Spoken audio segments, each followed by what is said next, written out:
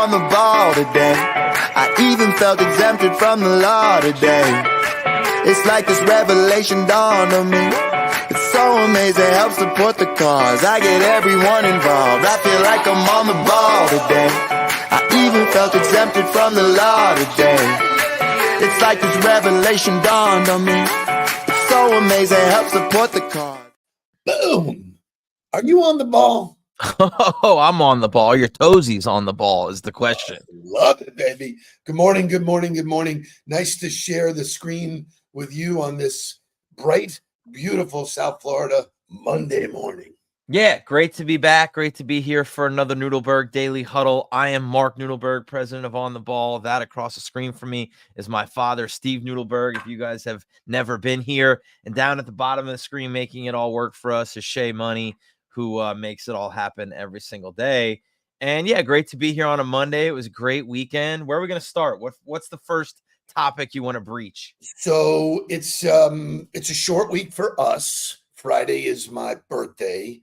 And you know me, I'm a goal-oriented guy. I look for milestones, events. And so for me, it's the Beatles song, When I'm 64. Boom. So you guys will all be out of town. You leave Wednesday. Jake leaves Thursday. So we celebrated my birthday yesterday. I could not have asked for anything better. We did. We went to Shooters, and you'd think like a 5 o'clock reservation at Shooters on the water, like great weather, great timing. It was like a sauna outside. It was hot, man. I went home and took a cold shower and was like, oh boy. The group that sat down at 6 o'clock lasted 3 minutes at their table before they went back inside. They were like, yeah, no, we can't sit out here. But I will tell you, getting to spend time with Jules, he is growing and getting more curious, which is a Nudelberg trait. And so walking him around and boat and like he was looking like, what's that? I said, it's the bathroom. And he goes, we go? Yeah, right. no, not right now. Then an employee ducked through, where's he going? So it was super fun. I really enjoy it. That is for me the pinnacle of a great gift is the family time. Helen was noticeably absent, but she had planned. She has a group of women that she hangs out with. They call it Just Us. And that particular group, they had a birthday that they were celebrating last night. So she was missed, but super cool. Yeah, missed Helen, but I'm glad we got to get together for your birthday and start your birthday week celebration, seeing as how it's not actually until Friday, and you were celebrating with Helen's Jake on Saturday night. Yeah, well, so it's interesting. Birthday extravaganza for you. His birthday is the 29th. So he came, that's a day after mine. So he came in from New York and always a proud and happy mama, to spend time. And he's a wonderful kid. So we went out to dinner Thursday night. We went out to dinner Saturday night with the two Jakes. Got to test out the new cigar spot on Las Olas. So all good stuff, and I was say hard to talk about this weekend and not talk about the Panthers. Well, so Friday night was a complete bustola, right? But I say this often, and I really do mean it. You put good out into the world, good comes back. I get a text first thing yesterday morning, about 11 o'clock yesterday morning, from Jerry Plush. If you don't know Jerry, Jerry is the CEO of Amerant Bank, and I'm just absolutely in love with their commitment to customer service and people and whatever. And he sends me a text. He goes, "You want to go tomorrow night?" I'm like, what? Who says no to that? I'm like, please don't be breaking me. So I will be in attendance tonight when somebody hoist the cup, and I'm very, very, very, very hopeful. So we're on the verge of an absolutely epic collapse, right? Like we're on the verge of one of the worst collapse in like the history of sports. And I do have a little bit of a bone to pick because I think at some point you have to address that elephant. Like we have continuously after every game been like, oh yeah, but you'd be happy to be in this position up 3-1, up 3-2, go, like you keep kind of not addressing the fact that you're getting your ass kicked every single, and I feel like until somebody stands up and goes, hey, let's win it. What are we doing? And like has that direct upfront conversation with everybody. I don't like the way that we're just kind of kicking the can down the road all the way to game 7 now. Well, you can't kick it any further than tonight. And if you wrote the script at the beginning of training camp and said, game 7 in our building to take the cup, I'm signing up. I'm taking that. And so if you do need motivation tonight, get off the team. Go away. Seriously, I mean, what more do you want? I'm nervous. Like the whole day, I'm distracted. I cannot wait. It should be epic. I am thrilled that I will be there. So and I will stay to see the cup lifted. I mean, it is a special occasion to see that. I'm just hoping it's us doing it. So other things that are happening that I think are worthwhile. It's the 25th anniversary of The Sopranos, jumping into the HBO landscape. Now, imagine this. So the group got together. They paid tribute to James Gandolfini. But imagine this. Back then, we used to get together on Sunday night and watch an episode and then have a whole week to talk about it before the next episode. 8 seasons went by, no chance to binge. But here's the cast getting together and some comments. 25 years ago, America met Tony Soprano. And listen, if you don't like that ramp, I'll build you another one. A family man. Way to go, Meadow! A businessman. Who do you think you are? I'm the person who says how things go. That's who I think I am. And a ruthless gangster. You took an oath, and you broke it. The cast of The Sopranos, along with creator David Chase, sat down with today at the Tribeca Film Festival to mark the 25th milestone with the premiere of a new documentary, Wise Guy, David Chase and The Sopranos. Why are we still talking about The Sopranos 25 years later? Why? Because the writing was incredible. Because of streaming, it's all over the world. More people watch The Sopranos now than watched it when it was on originally. David, Tony was a ruthless killer, and yet America loved him. Why do you think that was? They're ruthless killers. That's awesome. That's awesome. Sad to not see James Gandolfini there. That's hard. I mean, the documentary, if you Google it, or the interviews were amazing. They said what a powerful force he was in the show and guiding. So I did what most people do now. I was curious. I jumped in and started at the beginning and watched the first episode, and I think it's the best thing I've seen in forever. Just an amazing body of work. You watched something which we'll talk about real fast and then get into Still watching. It's a series, right? And so there's a series on Showtime and Paramount. You can get it on Amazon or Hulu. It's called Couples Therapy. And I wrote about it this weekend because it's been so just transformational in watching it. But it's an unbelievable lesson in authenticity and vulnerability because you're watching a real therapist do real work with real couples, dealing with real issues, real trauma, real crazy stuff. And you watch yourself look at people and go, oh, that guy's an asshole, or she's a bitch. They suck, right? And you make a judgment about somebody quickly, and then you learn their story. And it doesn't matter what you thought about them in the beginning of the show. By the time you get to episode 8, you love that person.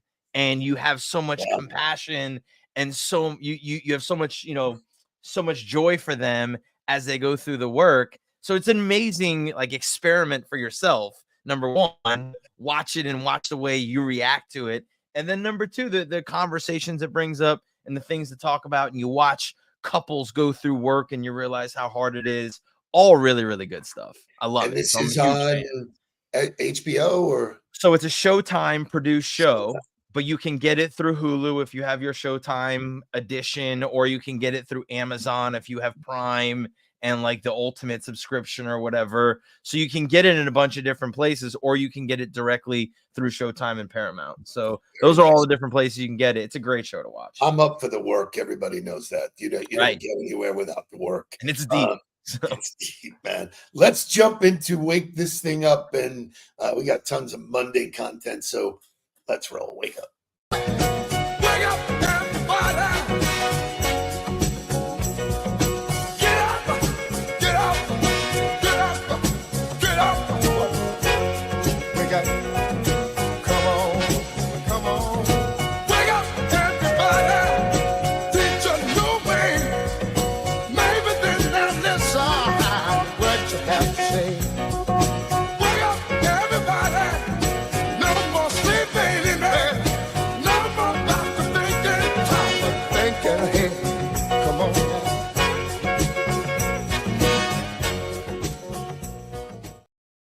You know what? That song's never going to change for us. That is Right. a staple. That is a great way to wake up. You Teddy is the cannot, best. you know, it's really, really awesome. So as we do every day, we feed our brains, we change the chemistry. Talk to me about a daily affirmation. If you I will. love that on Mondays we're talking about what we will do this week to set it the right way. This week I will finish something, think a little less and live a little more, nourish my spirit through self-expression, spend more time with someone that makes me smile, let go of the outcome and find gratitude in the journey. All wonderful little boxes that you can check for yourself to say, how can I create a little progress in my life and get 1% better? So I love all of this kind of stuff. As you know, for me, there was one sentence in there that just totally resonates. Like, oh, the outcome. Yep. Oh, you know, tonight the Panthers can't be focused on the outcome. They got to play it from the beginning, and they are notoriously bad at starting games.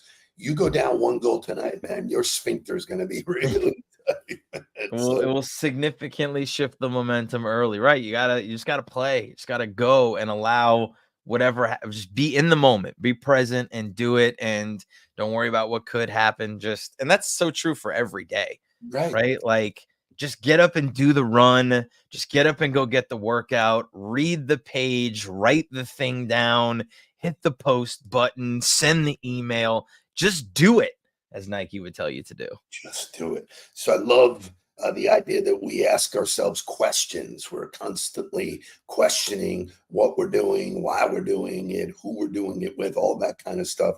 So I got a question for you, and I cannot wait for your answer. Am I a better version? It's supposed to be version. Am I a better version of myself today than I was last year? Absolutely. To me, it's not even, it's a no-brainer, right? So, and I can look in specific areas of my development.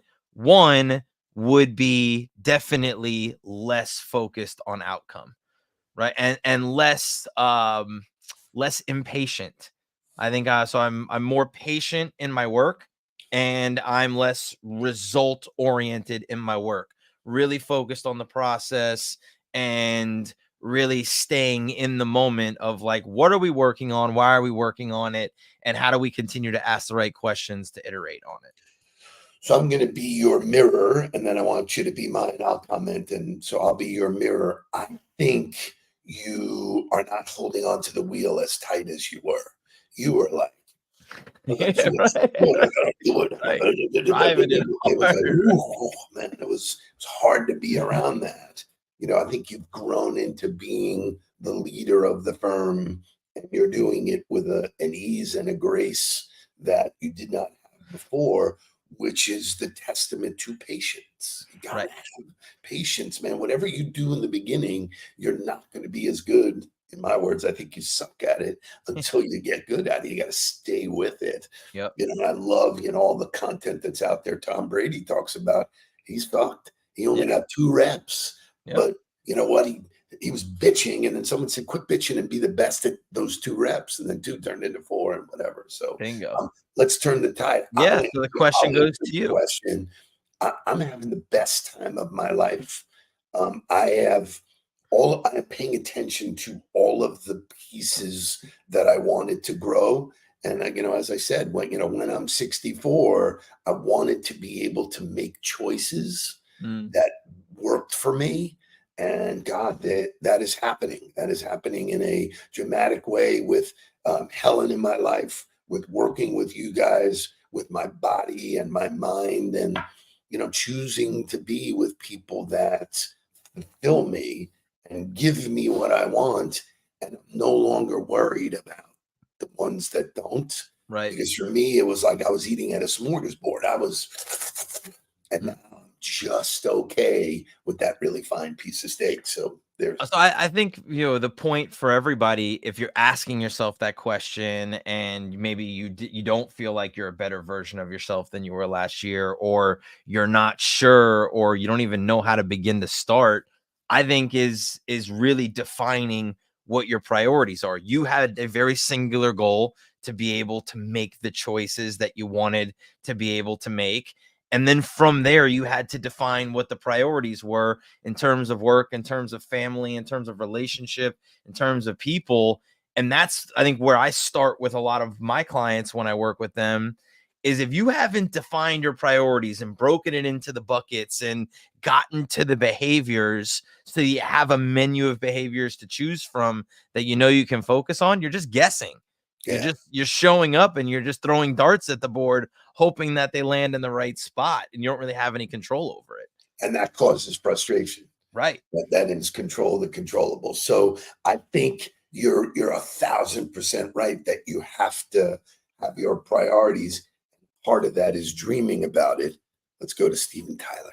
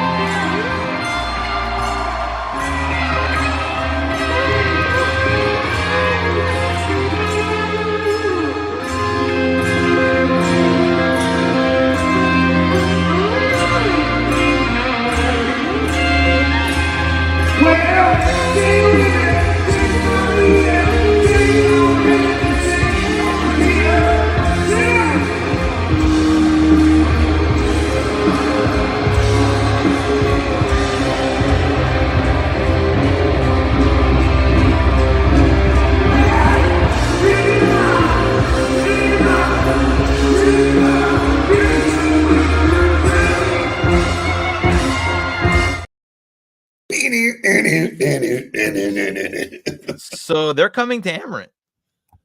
They're coming to where? Amarant. I had to go look at it. Oh, you're kidding. And so I looked up their tour real quickly. Aerosmith Peace Out 2024 dates. Starts in September in Pittsburgh. Works all the way through the end of the year. And then I'm assuming February of next year, February 17th, they're here at Amarant Bank. Wow. I might have to go to that. I actually was at a show that they were the headliner, and who opened up for them was Lenny Kravitz. Yeah. He blew the doors off the building so that when they came out, I was like, They couldn't I even don't need to see anything else, man. I left. I actually left, man. It was like incredible. So I want to stay on this theme about dreaming. You're allowed to dream. You can wish. You can have all of this stuff. You got to put action behind it. And I saw this article in Inc. magazine about action-oriented questions. And so let's spend a minute going through them. Number one, I loved it. I loved there was, I think there was 6 of them, and they all kind of fell into a different category. I think the categories were impact, courage, empowerment, growth, elevate, and self-respect. And then it was a question that you could ask yourself to like validate whether or not you were living inside of that bucket, which I think is a really important exercise. You gotta have time to do that. When are you reviewing? When are you asking yourself these questions, right? Like, I think that is the most significant part of what you taught me about time management when I got out of football and was like, all right, I got to build my own schedule now. I know what I used to do to make me successful. How do I translate that to today? And that time for planning and reviewing, that time in the morning or at the end of the day when you're taking the time to ask yourself these questions is really important. I posted last week about my friend Tony Nugent, who was retired as the number 2 guy at MetLife. I put him in my book because just before I went to the final cut, I asked him, what's the one thing you would put in there? And he said 60, 30, 10. And I was like, oh, all right, what's that? And he goes, 60% of your time RPOs, revenue producing, 30% development, and asking these questions, research and development, R&D. So, I agree with you. People do a really good job of selling themselves on, I'm doing enough, and they're really not. So which one of those questions resonates with you? I like the courage one. What did I do today with no guarantee that it would work, but I did it anyway? Yeah. Like that to me is everybody wants to know that it's going to work. And that's the result oriented focus, right? Is it going to get me to my goal? Is it going to work? Is it going to get somebody's attention? Is it going to help us drive revenue? Is somebody going to say yes? All of the results that you really have no control over. So I love that. Like, how often are you doing something that there's no guarantee of the results, but you're trusting the process? It takes courage to do that. It's courage, man. The Martin Luther King quote about, taking that step without knowing where it is, what it leads to is hard. So it was interesting. This article was from a leadership perspective. So it said, what am I doing for others? And I say, what are you doing for yourself first?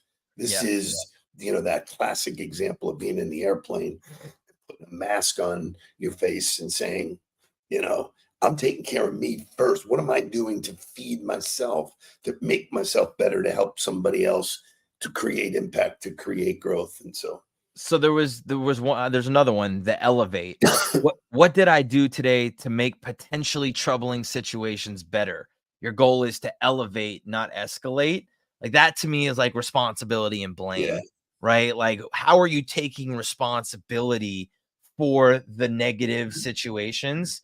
May not be your fault, right? And I heard you say this last week, I think, when you were with Lori, right? And this was a big part of my TED talk about failure, which it might not be your fault, but it's still your responsibility. So if it's not your fault, you tend to blame and point the finger and go, well, that's the reason. Very rarely do you have no involvement in it. Does not have anything to do with you. So if you can find a way to take responsibility for the potentially negative situations or the negative situations and choose to take action on them, you put yourself back in the driver's seat and make the controllable, you control it. Yeah, it's I love that. The responsibility of what role did I play in this? What did I do to allow this to happen? To what didn't I do? All of those kind of things. You got to look in the mirror and say, it just didn't happen. And while it's your responsibility, it still might not be your fault. It is your responsibility. And I think that's what people shy away from is this, responsibility to take care of yourself. So bingo. Once again, dude, an unbelievable way to start the week. Oh, yeah. For everybody that's here, I hope you don't take this the wrong way, but I would do this with or without, whether you showed up or not. I'm doing it with Mark because what a fabulous way to be accountable, to jumpstart the day, to put good thoughts in. So thank you for being here. Unbelievable stuff. Good music, good content, good camaraderie. Motivation, inspiration, perspiration. Let's go. Let's get down to business. We'll see you guys tomorrow. Let's go, Panthers. Please don't worry about me. I'm about to let my heart speak. My friends keep telling me to leave this. So let's get down to business.